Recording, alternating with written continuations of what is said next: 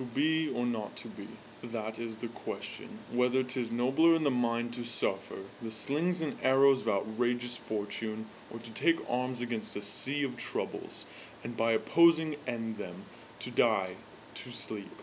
No more, and by a sleep to say we end the heartache and the thousand natural shocks that flesh is heir to. 'Tis a consummation, devoutly to be wished, to die, to sleep. To sleep, perchance to dream. Aye, there's the rub. For in that sleep of death what dreams may come, when we have shuffled off this mortal coil, must give us pause. There's the respect that makes calamity of so long life. For who would bear the whips and scorns of time, the oppressor's wrong, the proud man's contumely, the pangs of despised love, the law's delay, the innocence of office and the spurns that patient merit of the unworthy takes, when he himself might his quitus make with a bare bodkin? Who would fardels bear, to grunt and sweat under a weary life, but that the dread of something after death, the undiscovered country from whose bourne no traveller returns, puzzles the will, and makes us rather bear those ills we have, than fly to others that we know not of.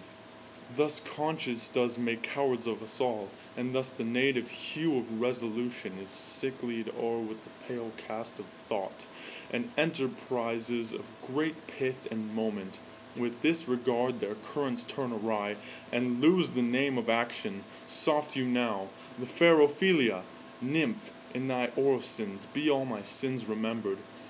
Good my lord, how does your honour for this many a day? I humbly thank you well. My lord, I have remembrance of yours, that I have long longed to redeliver. I pray you now receive them. No, not I never gave you aught.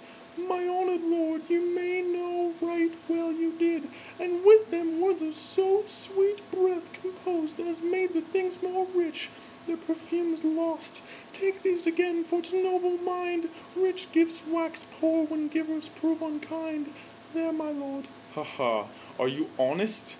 My lord. Are you fair? What means your lordship? That if you be honest and fair, your honesty should admit no discourse to your beauty. Could beauty, my lord, have better commerce than with honesty? Aye, truly, for the power of beauty will sooner transform honesty from what it is to a bawd, than the force of honesty can translate beauty into his likeness. This was sometime a paradox, but now the time gives it proof. I did love you once. Indeed, my lord, you made me believe so. You should not have believed me, for virtue cannot so inoculate our old stock but we shall relish of it. I loved you not. I was the more deceived. Get thee to a nunnery. Why wouldst thou be a breeder of sinners? I am myself indifferent honest, but yet I could accuse me of such things that it were better my mother had not borne me. I am very proud, revengeful, ambitious, with more offences at my back than I have thought to put them in, imagination to give them shape, or time to act them in. What should such fellows as I do crawling between earth and heaven? We aren't knaves all, believe none of us. Go thy ways to a nunnery. Where's your father? At home, my lord. Let the doors be shut upon him, that he may play the fool nowhere but in his own house. Farewell. Oh, help him, you sweet heavens! If thou dost marry, I'll give thee plague for thy dowry.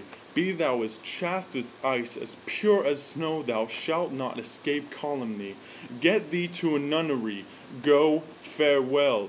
Or if thou wilt needs marry, marry a fool, for wise men know well enough what monsters you make of them. To a nunnery go, and quickly too. Farewell. Oh, heavenly powers, restore him! I have heard of your paintings too, well enough. God hath given you one face, and you make yourselves another. You jig, you amble, and you lisp, and nickname God's creatures, and make your wantonness your ignorance. Go to, I'll no more on't. It hath made me mad. I say we will have no more marriages. Those that are married already, all but one shall live. The rest shall keep as they are. To a nunnery go. Oh, what a noble mind is here overthrown! The courtier's soldier's scholar's eye, tongue, sword, the expectancy and rose of the fair state, the glass of fashion and the mould of form, the observed of all observers quite down, and I of ladies most dejected and wretched. That sucked the honey of his music vows. Now see that noble and most sovereign reason, like sweet bells jangled out of tune and harsh, that unmatched form and feature of blown youth, blasted with ecstasy. Oh, woe is me, to have seen what I have seen, see what I see.